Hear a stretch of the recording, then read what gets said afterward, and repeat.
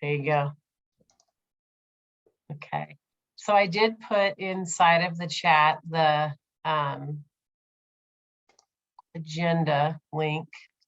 Do you guys see that? I'll put it in again.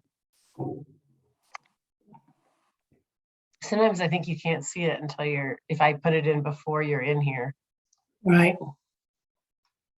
Oh, there you are, Phyllis. Hello. Heard your voice. Okay, so just keep entering it since Paula just joined us. Sorry. Nope, please. I'm calling you out.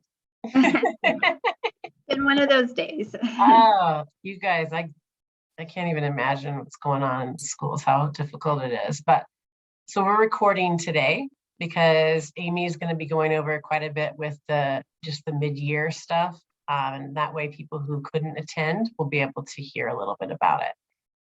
And don't be frightened by it because it's going to be fairly informal because a lot of you don't even have people hired. So it's a little hard to give a full valuation on something that you're trying really hard to do, but it's not any fault of anybody's. Oh, and Christina, just so you know, I made a little bit briefer version than the version we went over yesterday, just so that we wouldn't frighten anybody away. Oh. You're so smart. Yeah. Okay, well, I will let you share. So let me just, hold on, let me let in another person here. I will get to my screen and share the agenda.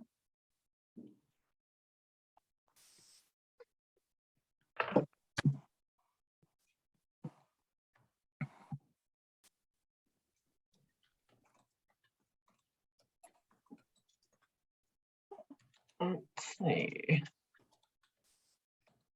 Okay. So again, welcome everybody. It's good to see your faces. We are recording, just a reminder that way so that people that are unable to be here can hear a little bit about the evaluation. Again, I wanted to stress that it's I don't want you to be stressed about this whole process. We will be here for you. We can help kind of adjust it for you. And Amy's going to go over all of that in just a minute.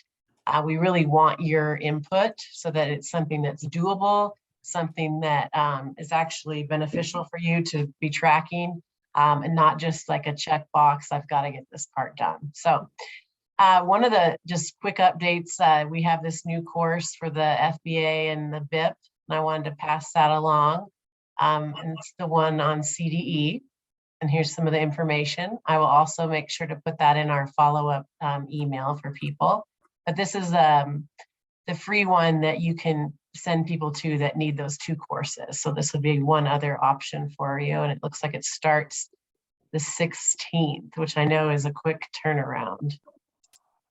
One other business, we do the updates that are coming in that I do. They should be near the end of the month. And you should have all copies of the folder in there as well. Like if you're ever like, oh, what was the date of that? Or what were some of the PDs that were on it? Then you can just go back and see them, or always just email me and I'll look them up for you too. But I just want you to know that that information will be there available usually by the end of the month. That way we can keep all of our information in one area so that you can go back and look at it. Okay. And I don't know why I'm getting all these emails. They're blowing up. So this is our big thing. First of all, anything burning with you guys that we want to talk about first. I think that's always kind of nice because otherwise that's in your head and you want to talk about it. See if I can see all of you. Christina, one thing I just put in the chat while you were talking about just different notes or things coming up. I put the mental health connectedness course that we talked about this morning. Okay, good. In our team meeting. And so if you want to elaborate on that some, that's on Moodle.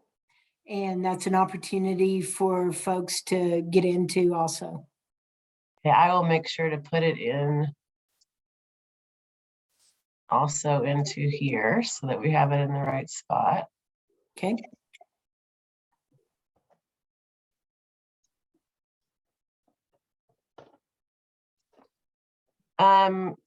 Was there anything else that anybody had before we give the floor to Amy? I'll make this clear what it is afterwards. I just, one quick thing, if we could just talk to you, Phyllis, and you, Christina, just for a second after the meeting. Absolutely. Just Or I like a- can, yeah, I don't know, Phyllis, if you're available, but I can do that. And if we need her, then I will text her. I'm free till 2, and then I have a meeting I have to go to. Okay, yeah, we just need to schedule a meeting with you after, but we can talk about it after the meeting. Okay, cool. Do we have one tomorrow?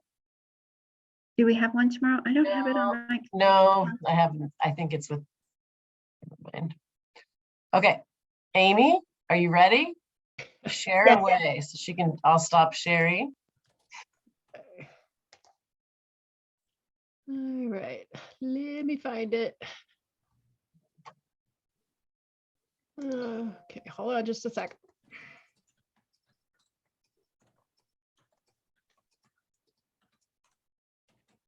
I'm still getting used to using multiple screens and I am not very fast at it yet, so.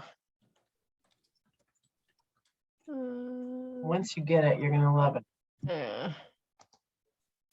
Okay. There we go. All right.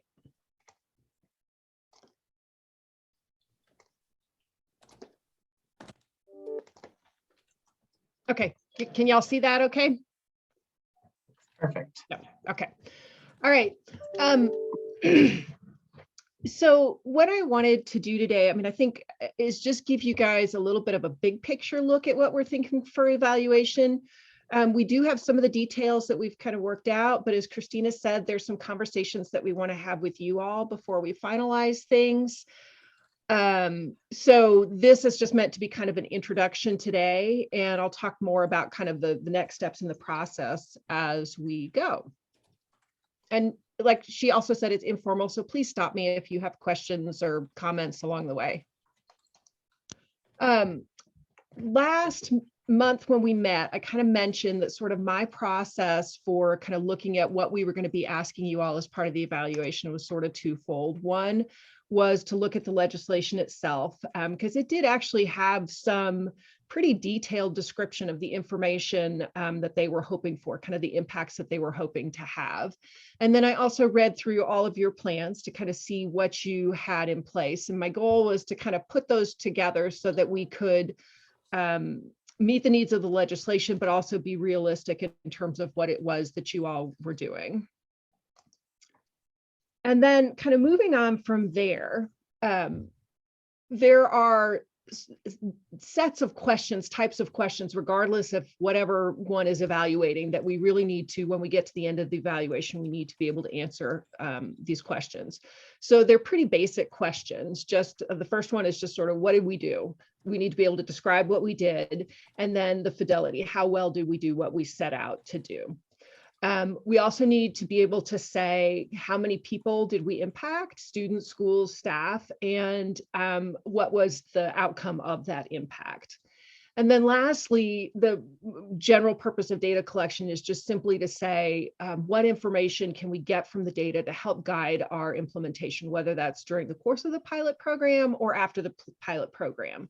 So in designing the questions, these are sort of in the background in my mind as I'm thinking about what we need to ask. And again, part of my purpose in showing you all this, maybe this is stuff you already all know, but just so when we get to the actual questions that you're not like thinking, where the heck did these come from? It's not like we're just trying to like make stuff up. There's actually a purpose behind it. But then more specific to the program itself, like I said, in the legislation, they've outlined some goals, kind of their hope in having this funding available to you all. So Christina and I worked on this wording. It's still open for a little bit of tweaking, but basically as we read through the grant, part of the purpose of this grant is to ensure that Colorado elementary students receive behavioral and mental health supports at the right level, in the right place, at the right time, so that as they go on into their next, that they have supports and skills that they need to do well, to have positive mental health and to have fewer behavioral concerns. So with that in mind, we kind of move from there into more specific questions that when we get to the end of the evaluation, that we need to be able to answer. So the first set of questions really have to do with kind of building or expanding capacity in several different ways. So it has to do capacity building has to do with identifying mental health issues and promoting positive mental health, connecting young people and their families to the services that they need, both mental health services and then social safety net services. We want to provide training for school personnel as part of this. And then lastly, we want to build capacity to ensure that the school environments are equitable and safe and positive learning environments. And then that last piece is again directly from the legislation so that teachers have more time to focus on teaching academics. So that's kind of one set of questions that we are looking to answer specific to the pilot program. And then the next question this is really sort of the outcome. To what extent did elementary school aged youth develop skills that help them to do well as they go on in life? And then the last one is just to what extent were services provided and outcomes observed equitably. So we want to make sure as we're doing our evaluation that we're being mindful about the equitable impact of whatever it is that we do. So kind of the development of the specific questions that we want to ask of you all has to do with putting those two things together. So those general questions, what did we do? How well did we do it? And then we want to be able to answer these specific questions themselves. So what will the data collection entail? And Christina, this is the part where this is more big picture versus the actual questions. So a large portion of what we will ask you all to do is simply just data tracking. I don't know if some of you may have school health professional grants, but as part of that, Mario had created some sample data tracking sheets to help people with this. And so I'm going to be working on kind of modifying those to sort of help you all with that tracking process. But it's everything from the staff that you hire, the professional development that's provided, what programming is in place, the number of students served, and then family contacts and community partners. So that will get us to the what did we do and what was our reach? How many people did we impact in different ways? The second piece that we're going to ask you all to do is what I'm calling right now a systems assessment tool. So if you think about that first question, it has to do with capacity building. To what extent did we build our mental health systems, basically? So we felt like it was important to really have a way to kind of gauge what your mental health systems in the schools look like. So both as a means of reflecting on progress as we go, and then also just to give us kind of some quantification of how well did we build those systems. So I know that there are lots of different tools out there. From reading through your grants, it sounds like some of you may use a tool already, like the tiered fidelity inventory is on here.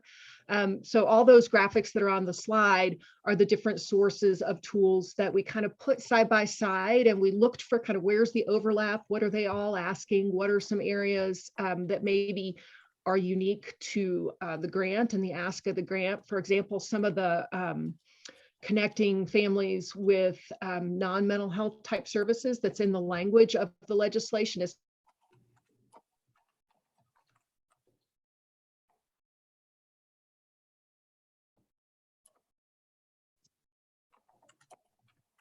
Is Amy frozen for everyone else?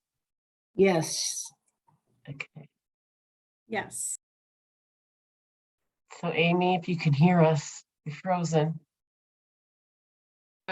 generally for mid-year and end of year assessment, although for mid-year this year, we won't be asking you all to do. Amy, sorry that. Did I freeze?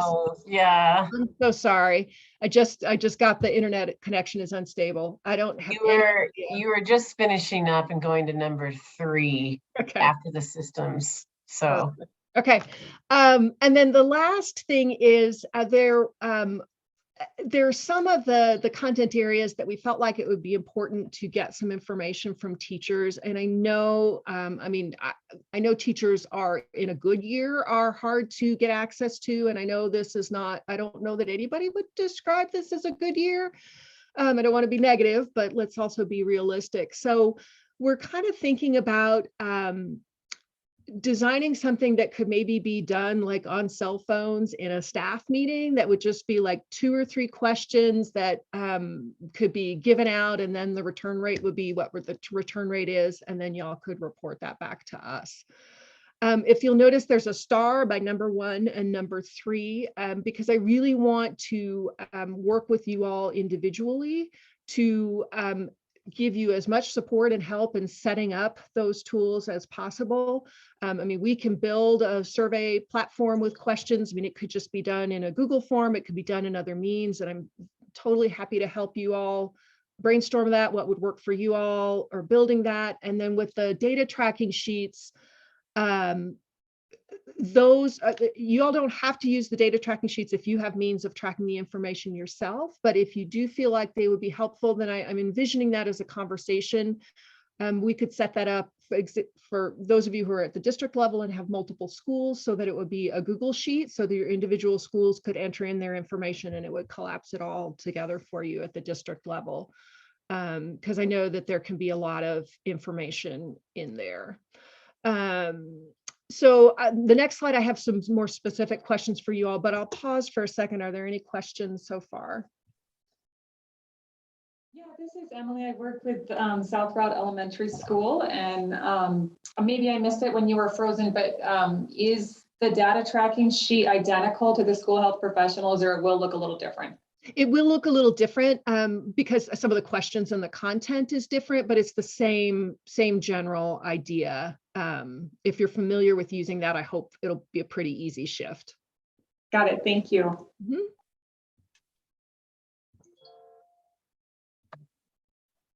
Any other questions? Okay. So we've got, like I said, kind of a list of specific questions that we're working with right now. But we had some general questions that we can talk a little bit through today, and then we also can talk with you more individually as we meet with you. And the general questions, the first 2 are kind of more general questions. One is we just want to make sure that there's consistency across all of you and that you have an easy way of sharing some existing data. Like what do you all already have? One example that we've been talking about is like threat assessment and suicide risk assessment data, not individual identifying information, but numbers. So we just want to have some conversations about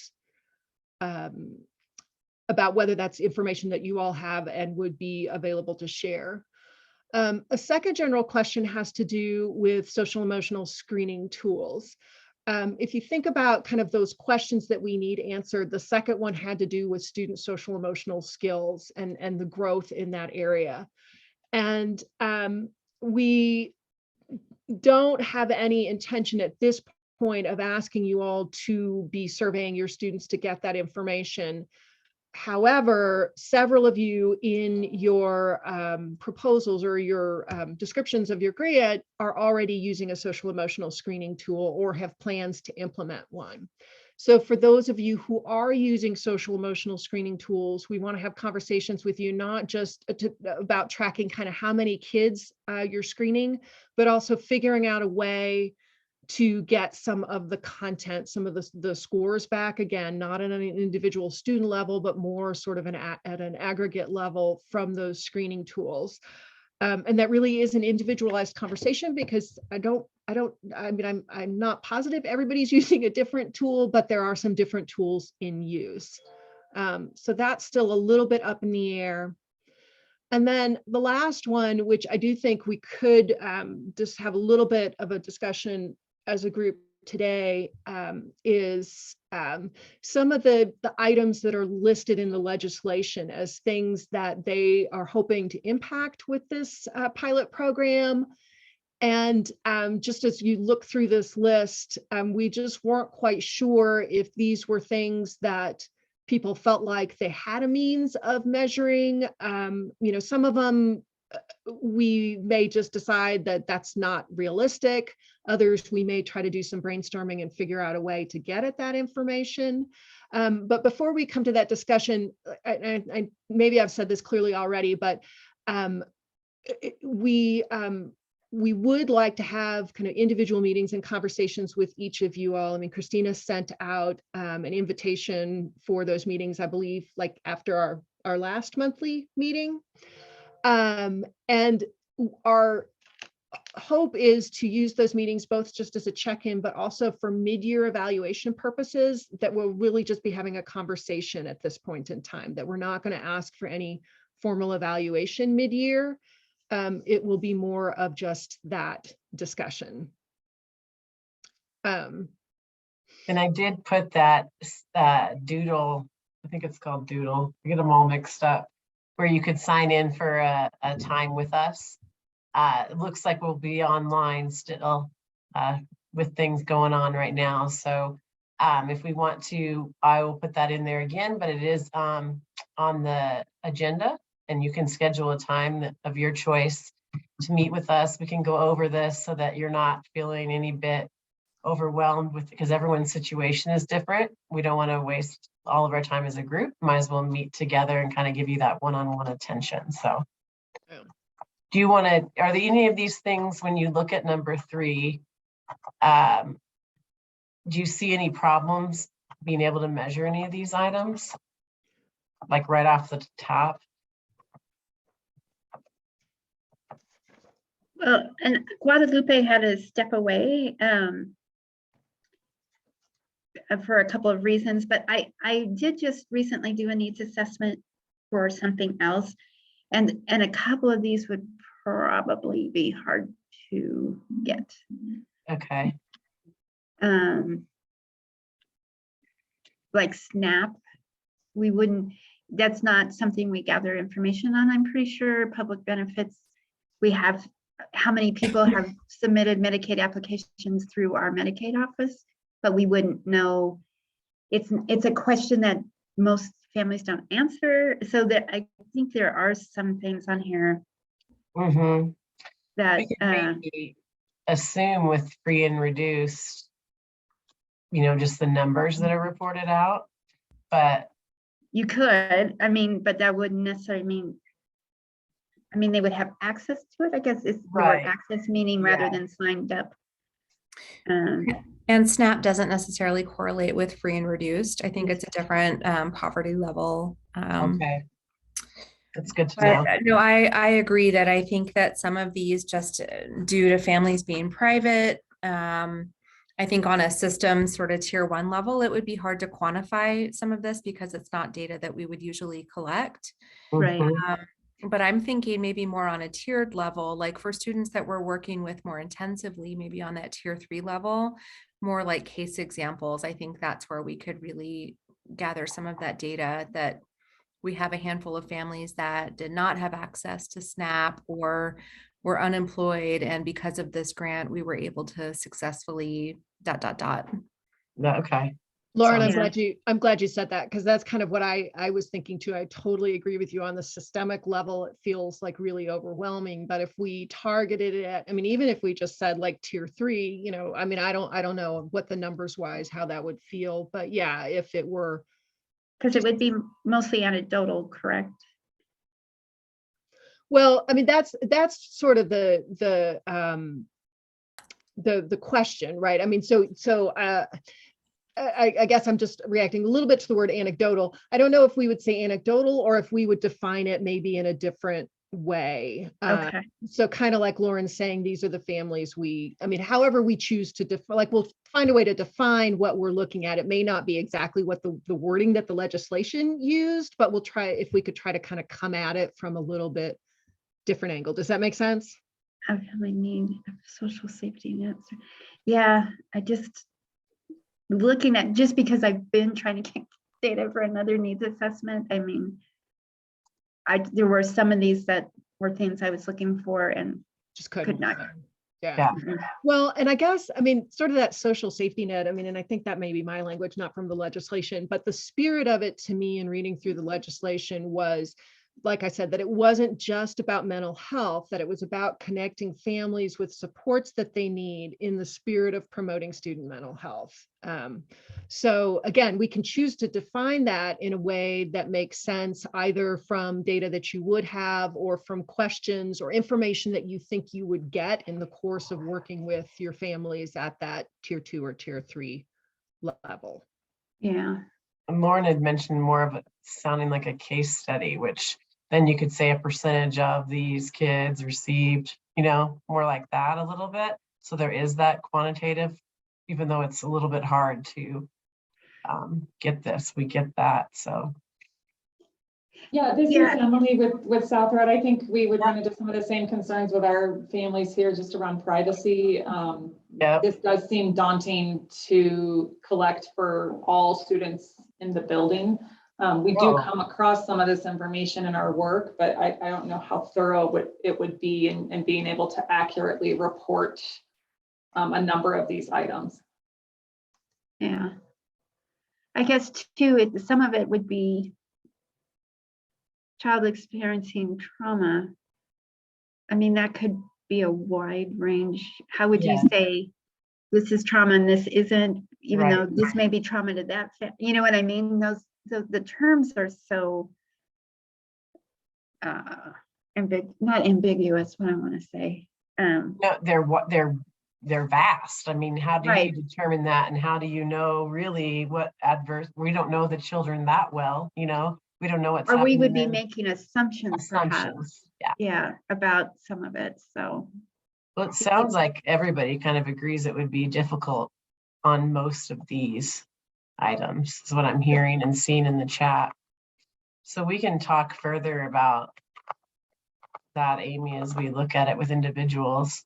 Yeah, no, if you all, I have not put this presentation in a place where y'all can access it yet. I just realized that when we came on, but I will put this where you can access it. And if you just think on these, and then we come around and meet with you individually, because like I said, we can try to come up with ways to get something similar that you do ask about, and come up with clear definitions that we can all agree on. So I think if it's not clear what it means, we can work on that. We can come up with an agreed definition.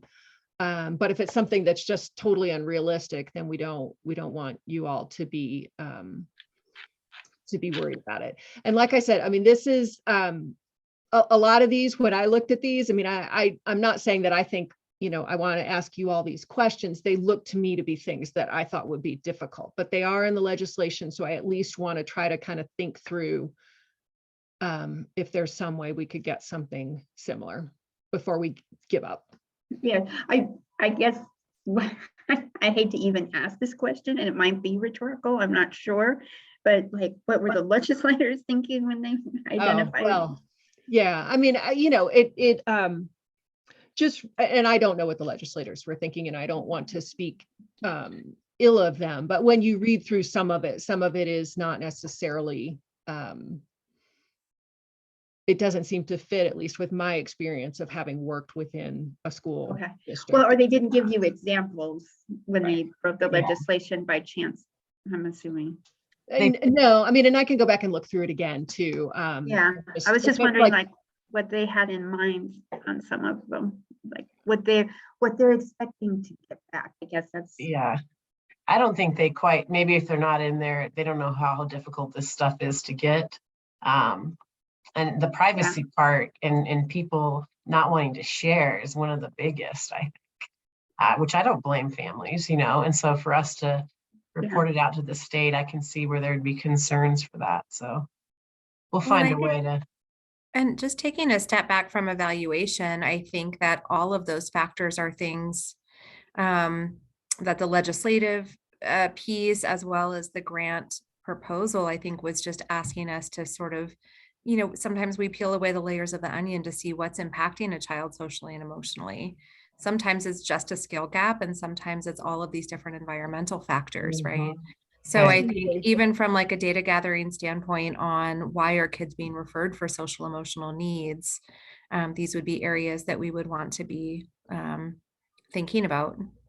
No, Lauren, and I'm glad you said that as well, because I do get the spirit behind that. Like I said, mental health is not just about skills, it is also about environmental experiences. And so I think that list contains some of those environmental experiences that rightly so are thought to impact mental health. So yeah, so I don't want to negate their importance either. No, but how to measure them, I guess, is that's the I mean, I agree that all of that is hugely important, but to measure it for an evaluation, I'm not sure. That could be difficult, and just being careful not to have us making assumptions either about families when we, that's always a tricky road to be going down. And I've It been is. part of evaluations where that was sort of what was expected, was Mhm. for us to sort of make assumptions, and that became very hard for us, and the staff felt very uncomfortable with Sure. it too, so. And I'm not, Guadalupe did have to leave, so I don't want to speak for her, but just, I'm No. assuming she would feel maybe a little similarly, just because we've had a little bit of conversation about that.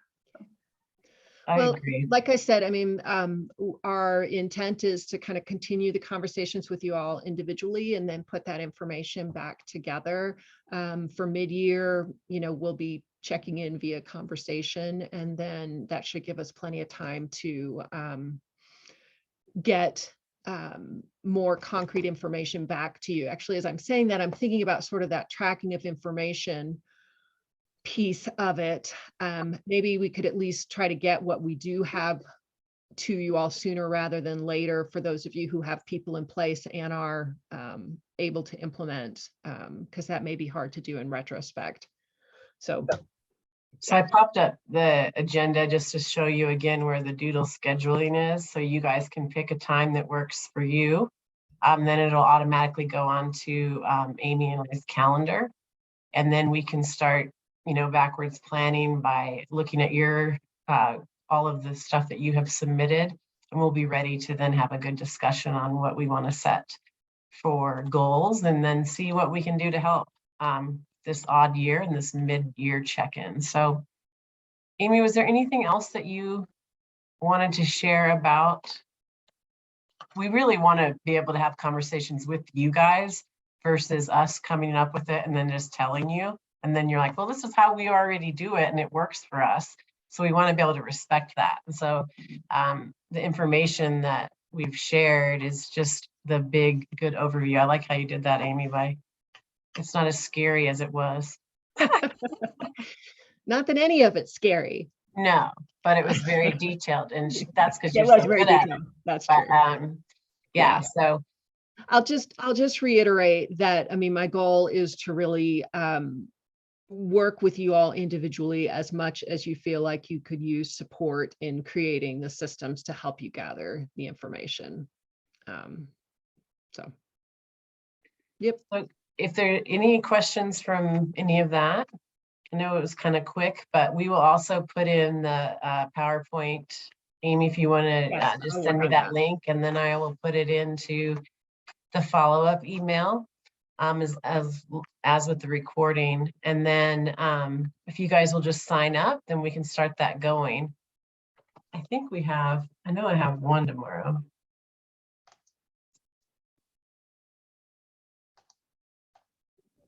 That's us, I think. I think it is, Lauren. So you'll be our guinea pig. Oh boy. And hopefully I'll have good news. Everybody will pass through that hiring before the 13th or 14th. So Fingers crossed. I will also put in that Excel sheet again, if there's any changes to what you guys have hired or were able to. I've not heard of any changes from other people, so I don't think things have changed very, very much from the last time, but I'll make sure to put it in there so we can continue to track that for people at CD as well as the legislation when they ask questions of us. So if we don't have, this is really all we wanted to go over today. But if you have anything else, we can stay on individually. And Paula, if you want to just stay on, we can and get your questions answered. And feel free just to email or text me if you need anything in between now and any time that we're meeting. Okay? All right. Bye, guys. I'll just hang on for you, Paula.